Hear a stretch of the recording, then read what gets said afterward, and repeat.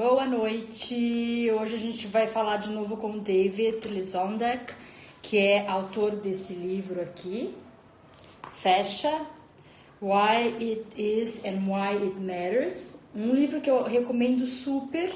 Oi, Simone! Porque esse livro ele é super gostoso de ler, altamente didático, mas a única coisa é que só tem em inglês. Mas dá para comprar na Amazon. E a gente vai conversar de novo hoje com ele, com o David. E tem várias perguntas interessantes. Simone, tem alguma pergunta em específico que você gostaria de fazer para ele? Eu quero falar hoje sobre esse assunto que está em todo mundo falando, bônus, fecha. Osso é fáscia, né? Vamos falar sobre isso, fazer umas perguntas também de terapia manual. Enfim, vai ser bem bacana. E amanhã a gente tem uma live com o Alejandro Góngora, do Uruguai, que vai falar sobre liberação miofascial com instrumental, às 21 horas amanhã também. Vai ser bem bacana. Ele tem uma grande experiência de liberação miofascial com instrumental, então vai ser legal ouvi-lo, né? Falar um pouco da parte clínica. Hi, David! I'm gonna invite you now. Okay.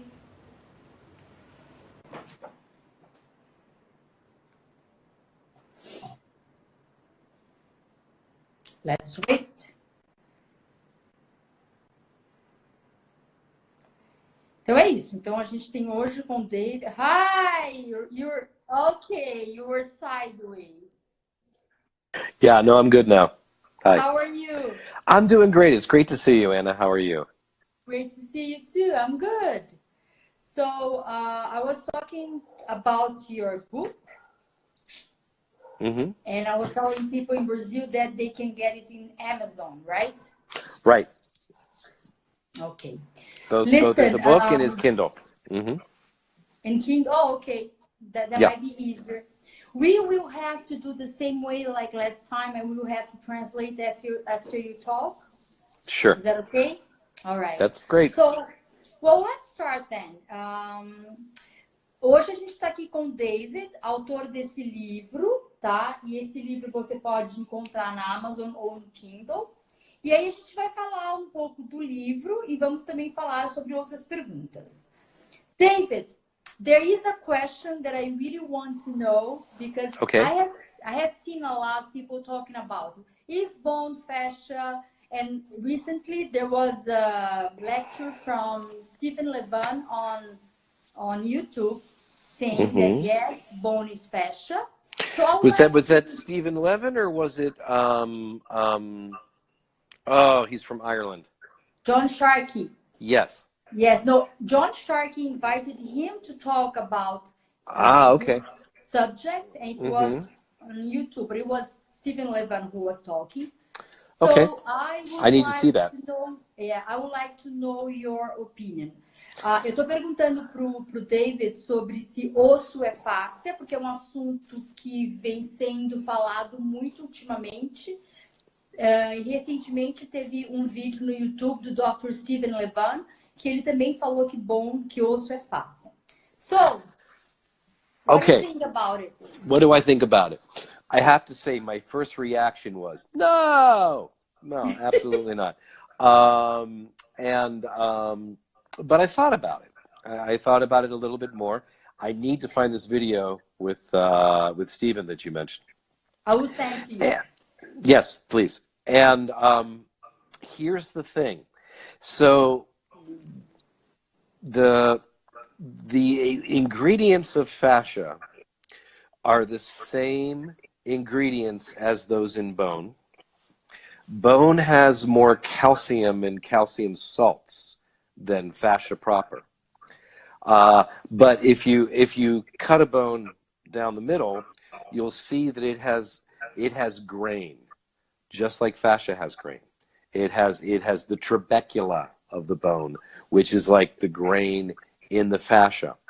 So I think you could make the argument that bone is the densest, hardest part of the fascial network, But right now, when we're just trying to get more mainstream medical acceptance that fascia is all that we know it to be, running around saying bone is fascia isn't necessarily going to win you any friends.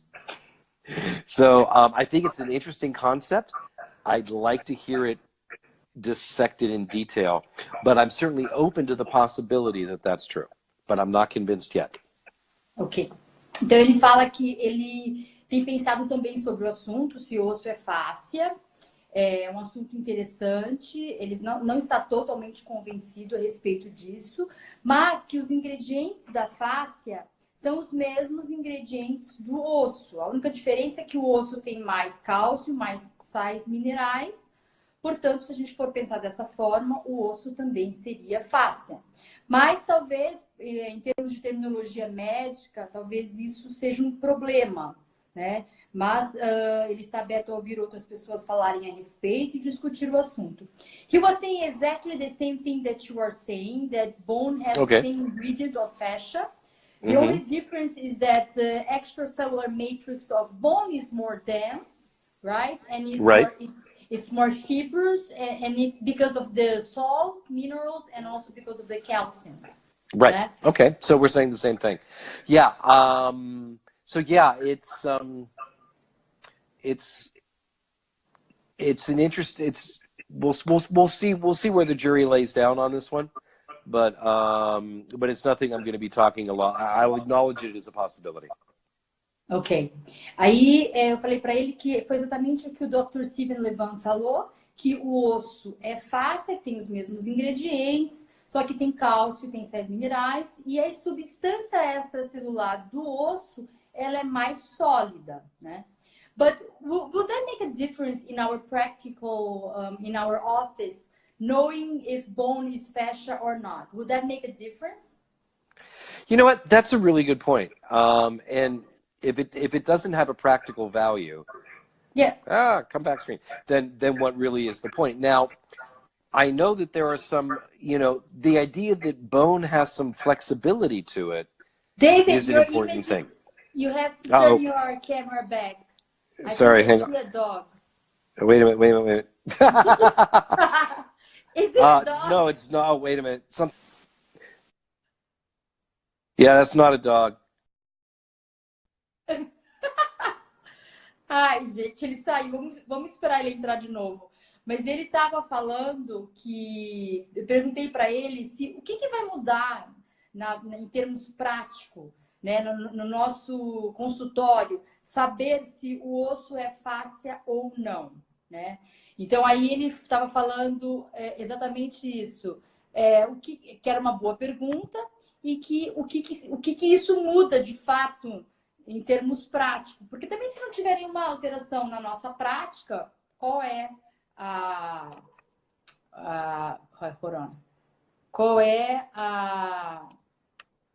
a importância, né, de saber se é ou não. Estou chamando ele de novo porque ele saiu sem querer, eu acho. Okay, you're back. You're back. I can't hear you. Okay, good.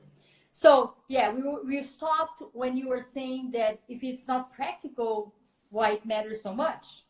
Yeah, exactly. Now, if we're looking at tensegrity, bone with fascia is basically the tensegrity system in the body.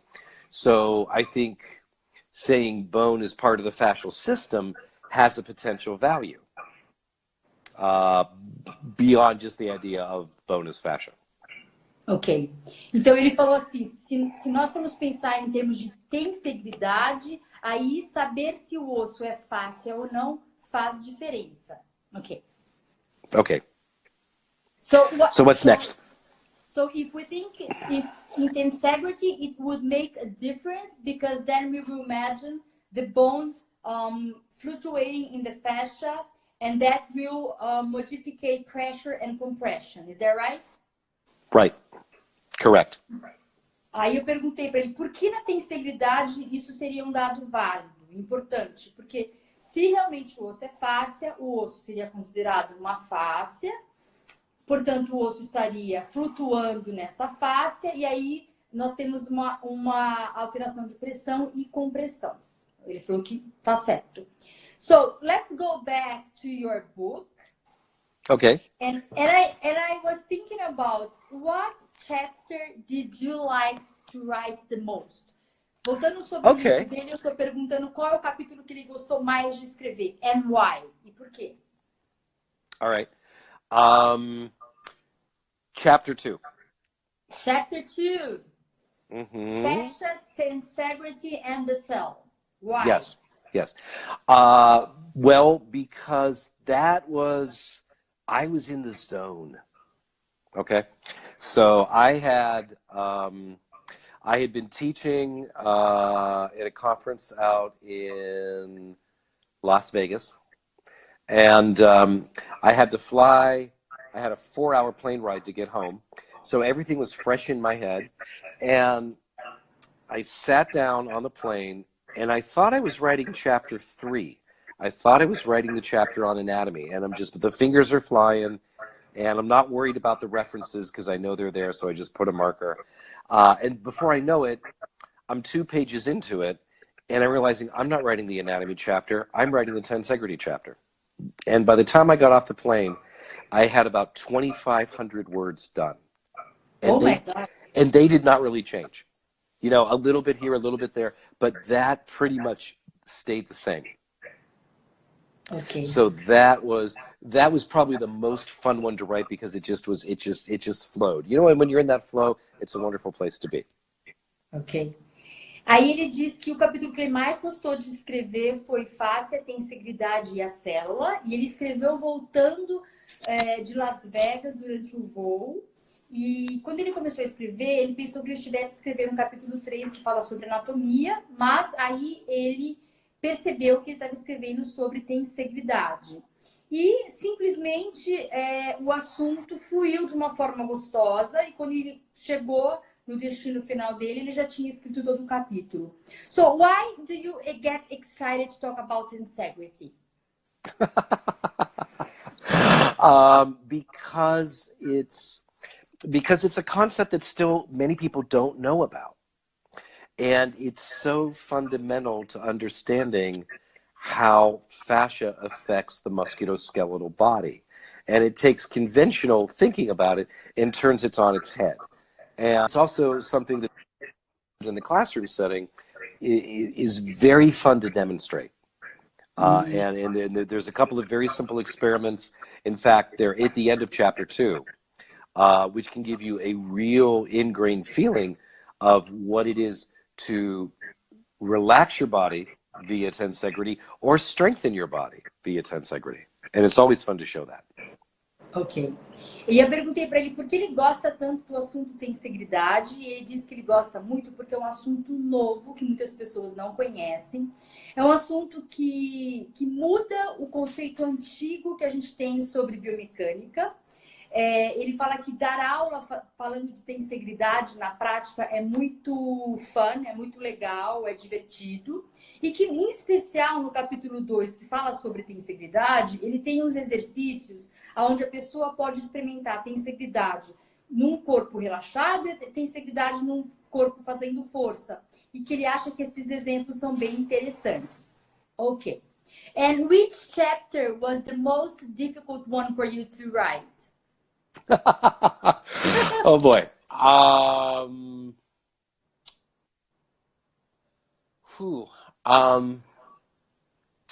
Probably the first.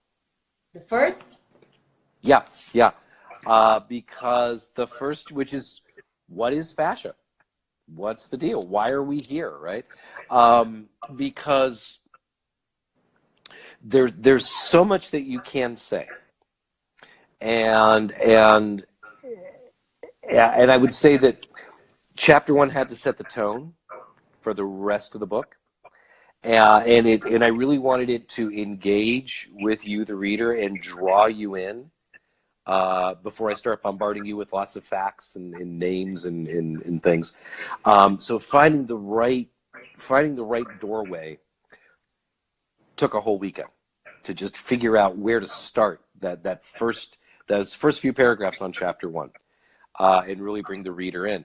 And then even less than a month before I was turning in the entire book, we discovered this new cell called a telecyte, which is an intracellular communicator that's in the fascia. And I knew that had to be in there. There was no way this book could come out and that not be in there. So suddenly I had to say, wait a minute. I managed to get the few papers that were available on telecytes, read them enough to understand them, and then had to figure out where to put them in the chapter. So I sort of kept going back to chapter 1 in putting other things in, but also taking other things out to put them in other places in the book, because it was about where the information fit the best. So that's what made it hard. Ok. Aí eu perguntei para ele qual foi o capítulo mais difícil de escrever. Ele disse que foi o capítulo 1, que ele fala sobre fáscia, the living tissue, o tecido vivo e o sistema. Por quê? Porque esse capítulo ele disse que tinha que engajar o leitor a começar a ler e se interessar por esse assunto fácil. Então tinha que ser um capítulo extremamente interessante, motivador, né? E ele tinha que achar as palavras certas para fazer com que o leitor continuasse lendo esse capítulo. E aí, um mês antes dele entregar o livro, saiu um artigo falando sobre uma célula chamada de telocytes, que é uma célula que fica na fáscia, e ele teve então ele teve que agregar mais informações sobre esse tema, porque o livro não poderia sair sem mencionar os telocytes. So talking about telocytes, can you tell us a little bit more about it? Well, telecytes are a brand new cell that's just been discovered within the last 2 years. And they seem to have a lot to do with stem cell production and maintenance. And they basically work as slow intercellular communicators. So if one cell wants to send a message to another cell, one of the ways it can do it is through this secondary cell called a telecyte. So it's sort of like this cell is talking to this cell, and that message gets on the bus, and the bus takes it to the other cell and delivers that message. That's pretty much all we know at this point. But what it suggests, and here's the practical application, is that if your fascia is restricted, then that is going to slow down intracellular communication in that area. So that's going to lead to a less than healthy situation. And the idea that I've always been intrigued by from the beginning is that fascia forms this body-wide communication network. This really seems to say, yes, it does, and here's where it's happening. So one of the things I'm really looking forward to when I get back from the Fascia Congress. Are you going to the Fascia Congress? Yes, I will. All right, we'll get to meet. We should do another one of these after it's over and talk about the cool stuff that excited us. So I'm hoping to come back with more information and more clarity about telocytes from the Fascia Congress. Ok. Então ele fala pra gente aqui que telocytes é uma célula que foi descoberta há 2 anos atrás. É uma célula responsável pela comunicação intracelular. Então ela é uma forma de uma célula comunicar com outra célula. E é uma comunicação extremamente importante. E, em termos práticos, o que isso significa? Se você tem uma face ressecada ou uma face rígida, essa comunicação fica comprometida. Provavelmente, a mensagem de uma célula para outra, ela vai de forma mais lenta. E isso, então, compromete todo o sistema. Well, so telocytes can actually compromise a lot tensegrity. Meaning, if they're not working very well, they can compromise tensegrity. Right? Yes, absolutely, absolutely. Portanto, se a telocyte ela tem uma relação direta com a tensegridade. Por quê? Porque se ela faz a comunicação entre células e se essa comunicação ela está de alguma forma alterada, nós vamos ter uma alteração na tensegridade.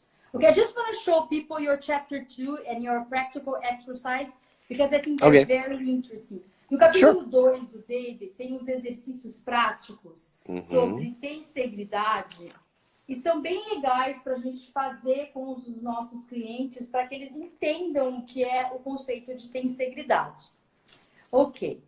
Now I have another question. Mm-hmm. I read an article. It was written in 2013 by Antonio Stecco, Max Roman, Tom Findlay, and it talks about mathematical analysis of the Mm-hmm. flow of hyaluronic acid around fascia during manual therapy motions. Okay? Okay. And in this article, they conclude that um, tangential oscillation and perpendicular vibration are Mm-hmm. much better for hyaluronic acid flow when compared to um, slow and continuous stimuli. Okay. So do you see this in the practical side too? Do you think that's true? Well, I certainly employ that more because of that paper.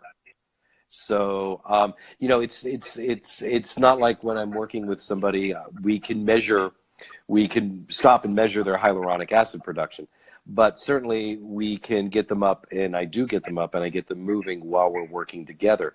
So if I find that working with a little bit of a vibration, um, gets a better response, particularly around the edges of the IT band, forward and rearward. There's a tool I use called a fascia releaser that has a low level oscillation, and it's basically a wooden vibrating stick with an edge. And I often use that before I go in with my hands to stimulate more hyaluronic acid production in the areas that I've already determined I'm going to treat because they seem to be stuck. Ok. Então, eu falei para ele que eu li um artigo aqui de 2013 que fala de uma análise do flow do ácido hialurônico na fáscia em relação a diferentes tipos de pressão na terapia manual. Então, ele compara 3 pressões. Uma pressão vertical, uma pressão com oscilação e aquela pressão do sliding, né? De uma pressão contínua e mais profunda. E o artigo fala que a pressão com vibração e a pressão com oscilação é melhor para fazer o ácido hialurônico fluir. Aí o David fala que, na prática, quando ele tem um lugar que está mais comprometido, mais grudado, ele aplica, sim, essa vibração, às vezes até com um instrumental, principalmente aqui na zona do iliotibial, da face da iliotibial band, porque ele consegue perceber que dá para soltar mais a face e ele tem melhores resultados. Então, quando ele está mediante uma face mais rígida, ele sim coloca vibração e oscilação, porque ele acha que ajuda mais. Ok. And another thing... Now, one other thing about this before we move on, yes. if I can. Now, the other thing that I do, because I don't always have that tool with me, is I will come in at that perpendicular angle and I will have them rock their body part. I call it rocket in the socket. So that they are doing the oscillation while I hold the angle and the pressure. Okay. And then you can feel it. You can actually feel it loosen up right under your hand. That's interesting. Yeah. Ele fala que ele faz uma coisa que eu achei aqui super interessante. Ele faz uma pressão perpendicular, né, tá? E aí ele pede para o cliente fazer a oscilação. E aí ele diz que ele obtém bons resultados com isso.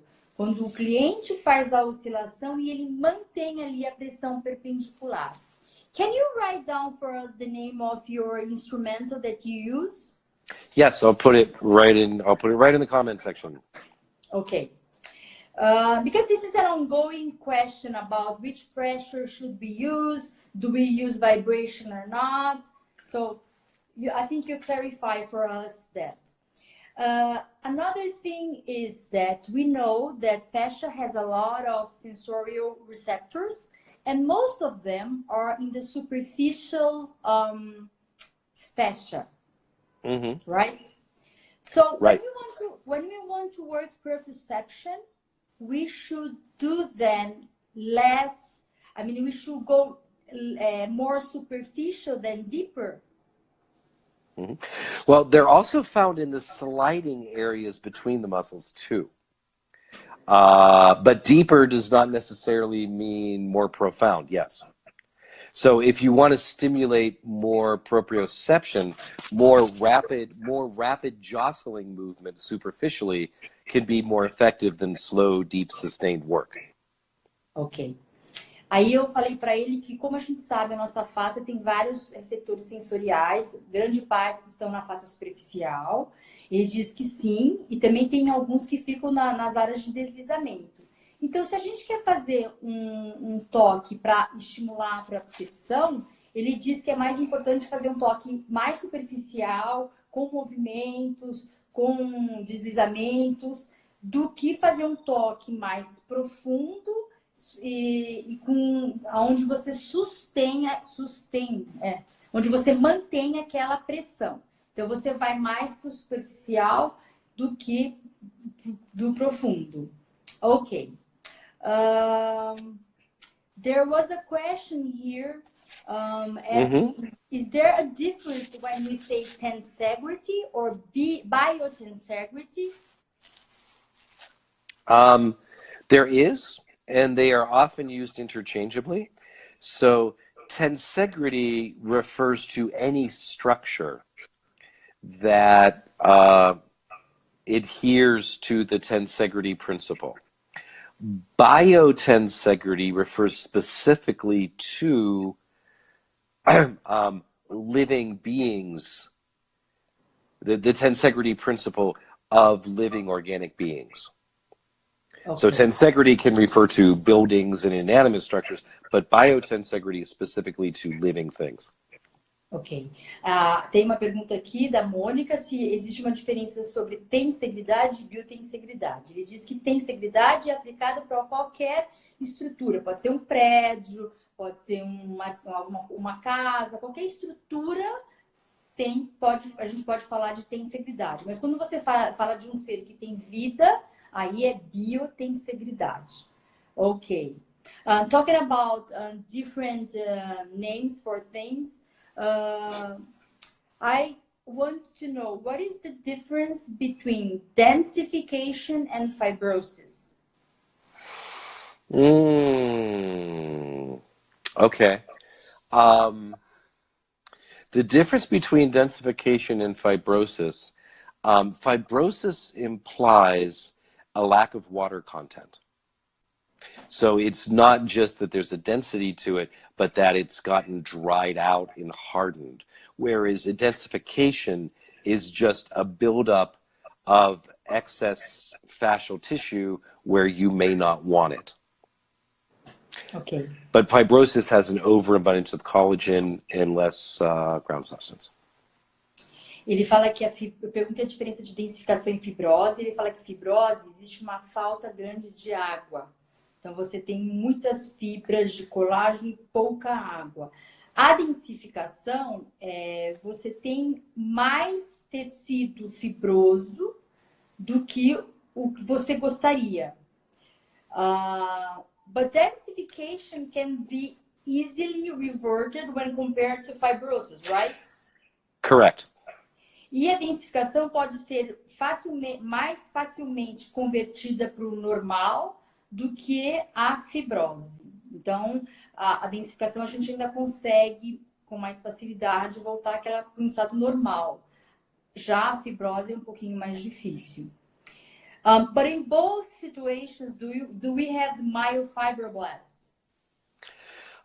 Well, excuse me.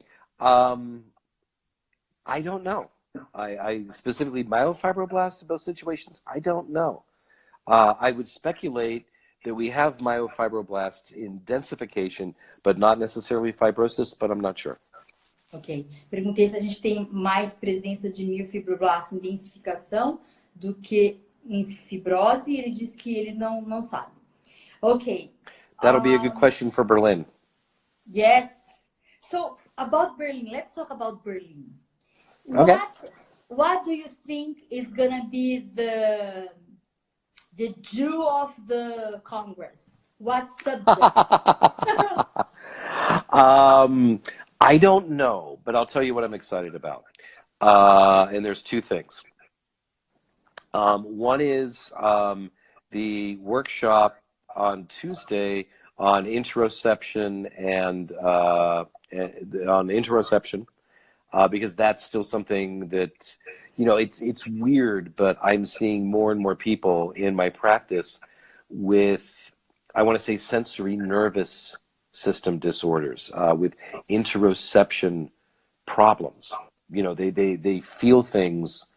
They feel things more acutely than they should, and they have a hard time down regulating. So I want to learn more about how to deal with those kinds of people. So what would be a pebble in your shoe and a pebble in my shoe would feel like a big rock to them. That's the way I can qualify the difference. And they're an outlier in the people that I see, but it's very real to them. And how do you begin to change that? That's one of the things I'm sitting with right now. The other thing I'm really looking forward to is the gentleman that they're bringing over who did the paper on the interstitium, which is what we say is superficial fascia. And I've seen, and I'm blanking on his name right now, but I've seen an interview with him, and he's a lovely guy, and somewhat philosophical also. So I think he's going to be a real treat. He's going to be a very definite treat. So those are the two things I'm looking forward to. Okay, what is the name of that guy? He's from America, isn't he? Pardon me? Yes, he is. He is from America.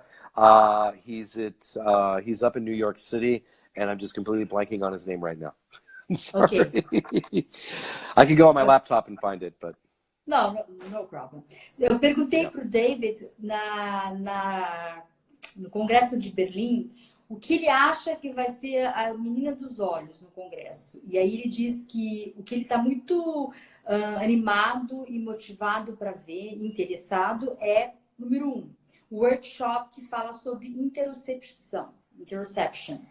Interocepção por quê? Porque ele está vendo cada vez mais no consultório dele clientes com esse tipo de problema, aonde a interocepção desses clientes está muito aumentada e ele quer saber como tratar. Então, ele deu o exemplo de uma pedra. Por exemplo, uma pedra no sapato para esses clientes parece uma pedra desse tamanho, ao invés de ser uma pedrinha desse tamanho. Então, ele gostaria de saber como tratar esses tipos de clientes. E o outro assunto que ele está muito curioso para ver é sobre aquele americano, que ele não se recorda o nome, que fez um artigo, foi super comentado, sobre interstitium, falando se era superficial fascia or not. Foi aquele artigo que saiu e todo mundo começou a falar, teve um webinar também no Fascia Research Society, falando sobre esse novo órgão chamado de interstitium. Ok. What about you? What are you looking forward to in Berlin? Well, I'm also looking for interoception. Mm-hmm. And I'm really interested right now about the connection between fascia and nervous system. Mm-hmm. So that's basically what I really would like to listen and hear about. Aí ele perguntou sobre mim, o que eu gostaria de ver nesse congresso. Eu falei também que seria a interocepção e a relação da face com o sistema nervoso. Okay. I have a curious question to ask you. Do you train your fascia?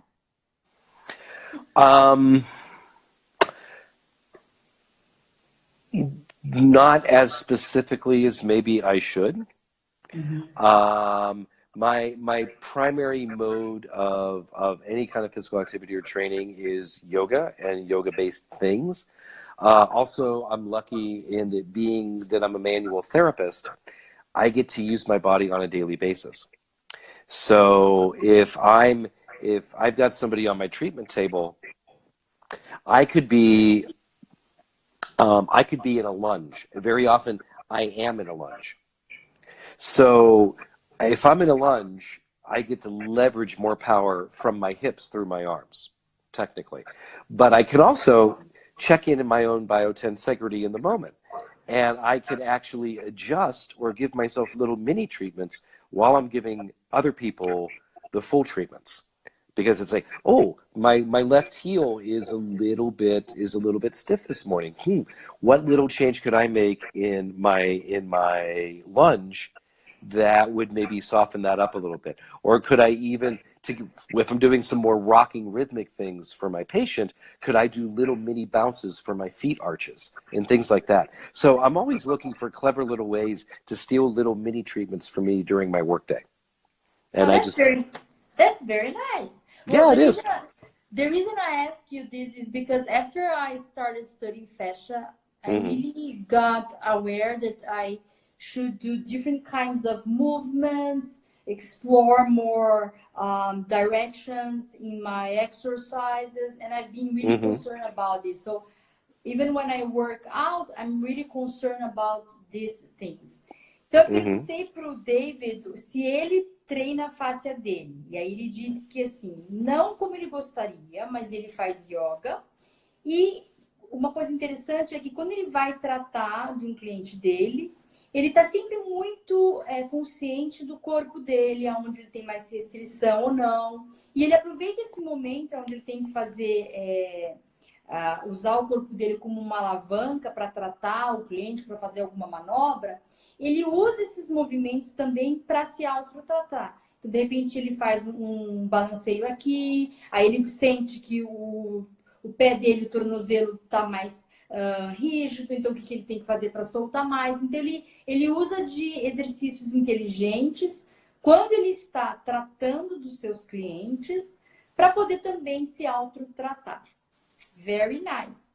Our interview is coming to an end, and I would like to know if you would like to add something or anything that we didn't cover so far.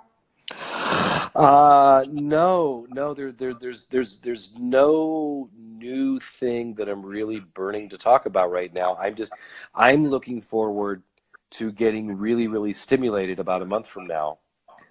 In Berlin, and then having a lot more exciting things to talk about and speculate about.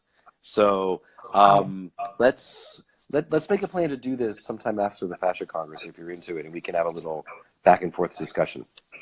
Sounds really good. Okay, thank you so much. Thank you so much for being with us, for sharing your knowledge, and I will see you in Berlin, and we'll do part 3 after Berlin. All right. Bye. Thank you, David. You're welcome. See Bye-bye. you. Só para finalizar, gente, eu falei para o David se ele gostaria de falar mais alguma coisa. Aí ele disse que ele está muito feliz que ele vai para Berlim e que depois de Berlim, com certeza, terá mais coisas para ele poder falar, assuntos novos, e que a gente vai fazer a parte 3 após Berlim. Tá bom? Então, gente, muito obrigada pela participação de vocês. Depois de Berlim, a gente faz a parte 3 com ele. E para quem perguntou sobre o livro, olha, foi a Jana. Tá aqui, ó, o livro para você anotar. E se você quiser comprar, tem na Amazon e também tem digital, que de repente é interessante também, tá?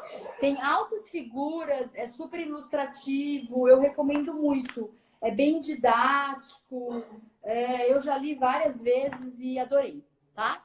Muito obrigada, gente. Boa noite e até amanhã, que a gente vai estar aqui com o Alejandro Góngora falando sobre terapia manual e instrumental. Beijo. Tchau.